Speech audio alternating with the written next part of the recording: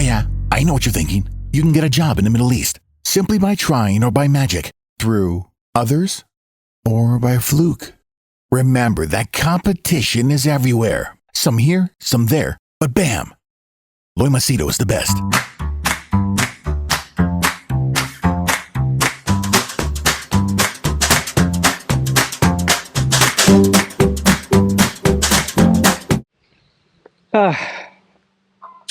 Right. Let me ask you a question, okay?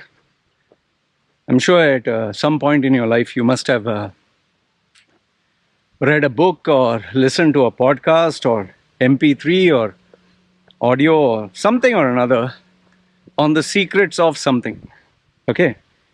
Let's say you're an investor, you want to figure out how did Warren Buffett make so much money, or his secret techniques. Or maybe if you're into the stock market, you'll read a book on how a guy made money in the stock market and research how people lost money in the stock market. And if you're like a normal everyday Joe like me, you will research or watch YouTube videos or read books on productivity and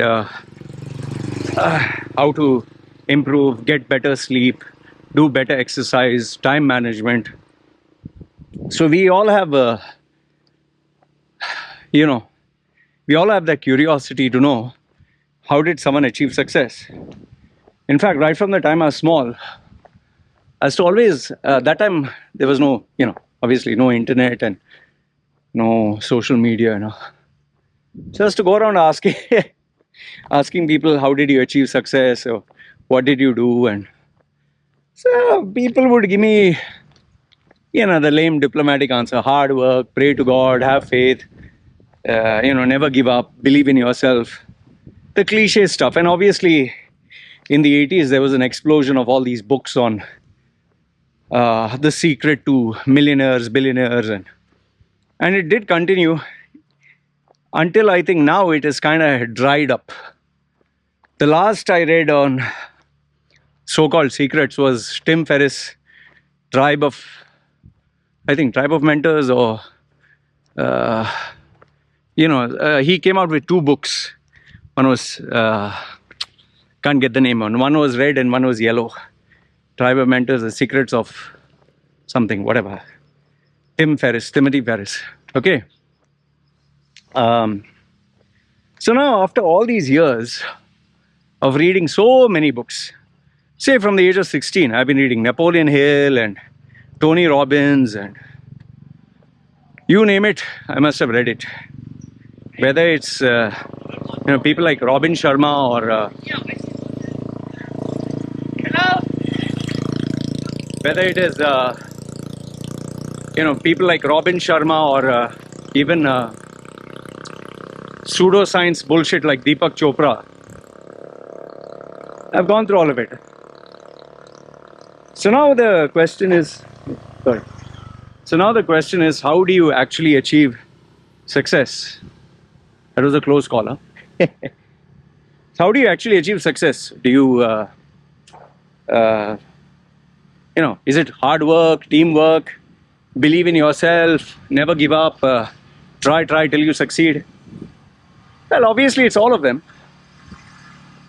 But then the question is, if everybody works hard, if everyone takes the right decisions, too much noise. Let me come this way. They are sawing some wood. Okay. So what I was telling you is, if everybody works hard, if everyone, is focused, then why is it some people succeed and some don't? Like, for example, in the Olympics, the top 8 runners, obviously they have worked hard. Obviously they have dedicated their lives. Obviously they have, superior coaches and everything else. But how is it that only one person succeeds? Only one gets gold, one gets silver, one gets bronze. Now you might say genetics. Like Michael Phelps has very long arms and upper body and is lanky. Usain Bolt had amazing legs or whatever. But if you ask these guys, they'll say, no, there's no substitute for hard work. Okay, now let me ask you this. If Usain Bolt was, let's say, born, okay, he's Jamaican. What if he was born in Iran? Do you think he would have had the same opportunities? Think the same body, same physique, same everything, same genetics. Iran, given the boycott that there is. Or let's say Michael Phelps, who in Australia, let's say he was born in Syria. Or let's say somebody who is like Arnold Schwarzenegger. He made it in USA. Let's assume he was in Bangladesh. Now I give you three different scenarios, right? The fact is, even with all the genetics and hard work and all that, they wouldn't have done it. I know, you would have figured it by now. Yes, luck also plays an important role. Okay, now let me ask you this one, okay? Bill Gates, we all know, became this Windows guy because he got access to the first computer. Nobody else had, okay? And obviously his family was well-to-do. Even Elon Musk, for that matter, even Jeff Bezos got initial capital. Okay, but now, how many people were there like Bill Gates? Why did only Bill Gates succeed? How many were there like Steve Jobs? How many were there like Elon Musk? Why is it only one? Like, for example, let's say Oprah Winfrey. If she writes a book on how she succeeded, is there anybody else who can become another Oprah Winfrey? No, only one. Elon Musk, he can write a book on how he became successful, Jack Ma. So what am I trying to tell you? You know, over the years when trying all these techniques and trying all these strategies and secret formulas and all that, I've come to one conclusion. Yes, hard work, 100% is involved. Getting a proper coach, mentor, 100% involved. Being obsessed, 100% involved. Like, 20 hours a day of practice, like, chess prodigies, they literally practice from even gymnastic, saying from the age of 3 or whatever. Okay. All this is there. But according to me, maybe I'm wrong. According to me, luck is the most important thing, luck. Now, I know there are books that say, yeah, you need to prepare hard so that you make luck half the way, which is true. Let's say, for example, there is a beauty contest, or there is an opportunity to appear in a movie, and they want the person right away, and you're not in shape, then obviously you'll not get the movie role or the beauty pageant, the contract. So you have to be prepared, that's true. But luck is the most important thing, according to me. So now what am I trying to tell you? That, listen, since luck is there, it's no use trying. No. See, just as people who want to win the lottery, they keep buying a ticket. Even though the fact of the matter is, the chances of them winning a lottery is near to impossible, man. Just because somebody else won a lottery of millions, you're not going to win a lottery of millions. It's not going to happen. Okay? And whoever does get one, it is an exception to the rule. So now what is the solution? After me going through all these books and all this thing, after being a coach, mentor, I've come to realize that the end goal, billionaire or millionaire or beautiful wife or beautiful girlfriend or travel this side in US, have a big house, big business, whatever is your goal. Yes, you should have that goal in mind, and yes, you should work hard. But don't live a life whereby your definition of being happy or fulfilled or whatever is the end result. Rather enjoy the journey. See, for me also, I have goals. I obviously want to be financially independent to the point where maybe 10 years I don't have to work. Example, Okay, if you're looking for a ballpark figure, maybe 100 million US dollars. Okay, it is in the bank. Then not have to worry. Relax, good health. But now, if that is my goal, 100 million, let's assume that at 90 billion I died. And I'll never be happy, right? So, what is important is enjoy the journey. Whether you're training for Olympics, whether you're training for a competition, whether you're training for a job as a CEO.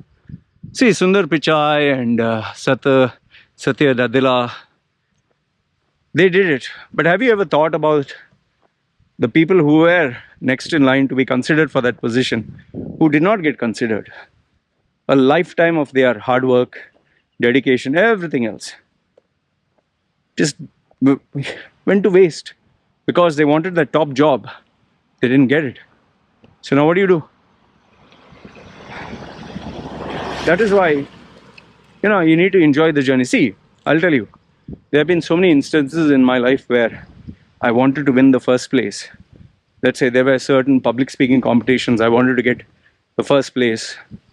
I wanted to beat a guy in an actual half marathon, but I wanted the timing to be sub 2 hours. It didn't happen. It happened more than, I wanted it to be 1 hour 55 minutes. 1 hour 51. Yeah, I think I did that. No, I'm not too sure. I wanted it to be below 2 hours, which I didn't, sadly. And that was the last. I wanted to compete in a Ironman, not the full one, not the half one. There is a lower than that. Yes, when I was young, I wanted to migrate to Canada, USA, this, that. Those failures always remain with you. Am I in a better place? Yes, of course. Are they, bit of sadness and regret I didn't achieve them? Yes, of course. But then, life is just like that, You may not get everything that you want. You may put all your heart, your soul, everything, then just come out short. So that is why even when I train my clients or I tell them, see, listen, that is the goal. That is what we'll focus towards. But if in case you do not make it, it shouldn't be the end of the world. Because there's always 50-50. Either you get it or you don't, right? So if you get it, great. We achieved the goal. But if you don't get it, don't let that kill you and leave you feeling unfulfilled. For me in my life, there have been success, failures, whatever. But I've learned, I think, over time, that focus on what you could get, and what you could not get, just accept it. Like I think the prayer of serenity, what says, God, see, I'm taking God's, God, give me the strength to, what is it? Give me the courage to change the things I can, wisdom to accept the things I can't. No, something like that. And wisdom to know the difference. Yeah, something like that. Give me the strength to change the things I can, courage to accept the things I can't, and wisdom to know the difference. You can type it down below, exact words. So my life is also more or less the same. What I cannot change, don't break my head on it. What I can change, I focus on that. And yes, never stop till you either reach your goal or you have to call it quits, or it's bye-bye. In another video, maybe I'll share with you when you should know when to give up. That is also another important trait. If you're interested to know that video, just comment down below. I'll share my thoughts with you on that. Having said that, it's me signing off. Guys, take care. Chalo.